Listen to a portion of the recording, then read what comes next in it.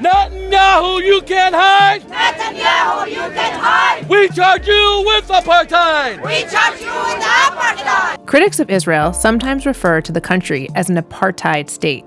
They argue that the country's treatment of Palestinians and non-Jewish citizens is akin to the apartheid regime that ruled over South Africa for decades. But is that a fair comparison? South African apartheid was a system of institutionalized racial segregation that formed in 1948 and benefited the nation's minority white population.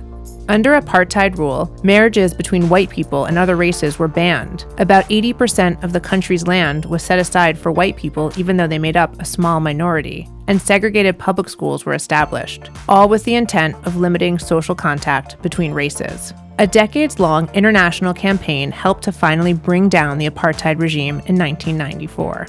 Staunch critics of Israel, including supporters of the boycott, divestment, and sanctions movement, often reference South Africa in their campaigns against Israel. They point specifically to the Israeli-occupied West Bank, where Jewish settlers benefit from Israeli citizenship.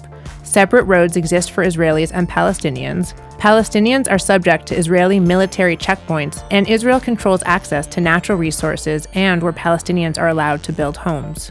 Some critics extend the apartheid analogy to Israel proper, arguing its treatment of Arab citizens demotes them to second-class status. A state is treating people differently according to who they were born to and where they were born and what happened.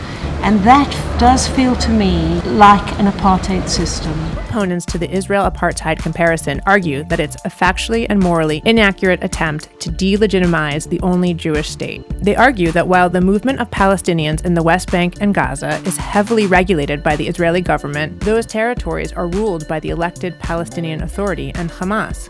Thus, the comparison doesn't hold. The International Court of Justice deliberately refrained from using the word apartheid because they were aware that this is a malicious smear. One only has to look at Israeli society. It's a multiracial society.